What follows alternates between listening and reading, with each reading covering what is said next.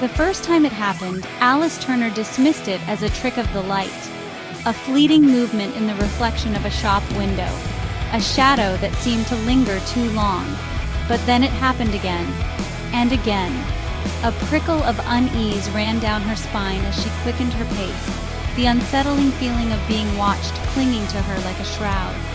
Days turned into weeks, the subtle signs of her unseen observer becoming more brazen. A car slowing down as she walked past, the same bouquet of lilies left on her doorstep, a muffled cough from the alleyway across her apartment building. Fear, sharp and cold, began to gnaw at the edges of Alice's composure, transforming her once vibrant world into a menacing labyrinth of paranoia. Sleep offered no escape. Alice would jolt awake in the dead of night, heart pounding in her chest, convinced she heard footsteps creeping down the hallway.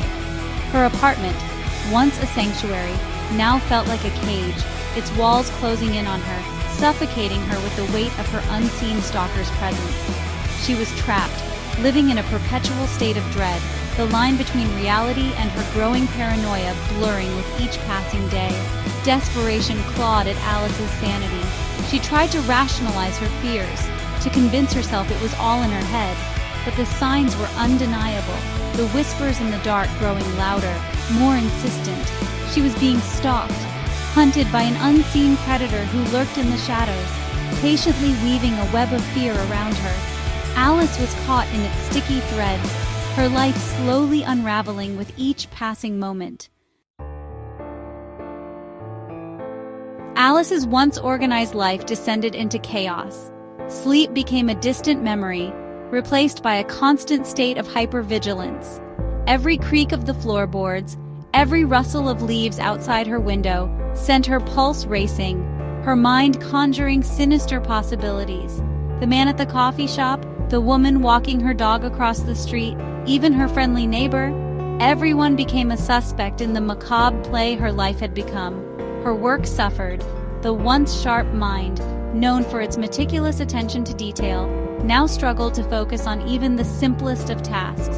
Numbers swam before her eyes, deadlines whooshed past unmet, and her colleagues, once supportive, grew distant, their concern tinged with an unspoken judgment. Alice, once a pillar of strength and efficiency, was crumbling under the relentless pressure of her unseen stalker's game. Isolation became her only companion. Friends' invitations were declined, family gatherings avoided.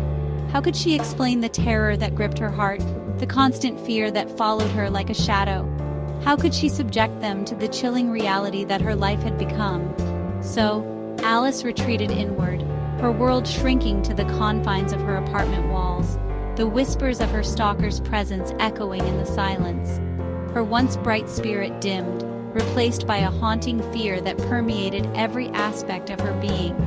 The vibrant, independent woman she once was had vanished, replaced by a shell of her former self, haunted by the unseen eyes that followed her every move. Alice was trapped in a prison of her own making, the bars forged from the cold, hard steel of fear. Desperate for a lifeline, Alice stumbled upon the podcast Whispers in the Static, hosted by Ezra Ward, a former journalist with a penchant for cracking cold cases. Ezra's voice, a gravelly baritone laced with empathy and a hint of steely determination, became her lifeline to sanity. His stories, tales of ordinary people caught in extraordinary circumstances, resonated with Alice's own terrifying reality. Gathering her courage, she reached out to Ezra, pouring her heart into an email detailing the relentless stalking, the fear that clung to her like a second skin. To her surprise, Ezra responded, his words a beacon of hope in the darkness that had enveloped her life. He believed her. He understood the terror that gnawed at her sanity, the feeling of utter helplessness in the face of an unseen predator. Ezra became Alice's confidant, his calm, measured tone a stark contrast to the chaotic storm raging within her. He listened patiently as she recounted every detail of her ordeal, offering words of comfort and encouragement. With Ezra's guidance, Alice began documenting the stalking incidents, meticulously noting dates, times, and any details, however insignificant they might seem. The act of recording her experiences, of giving voice to the fear that had haunted her for so long, sparked a flicker of defiance in Alice's spirit. Ezra, drawing upon his investigative instincts, began connecting the dots, piecing together the fragments of Alice's story.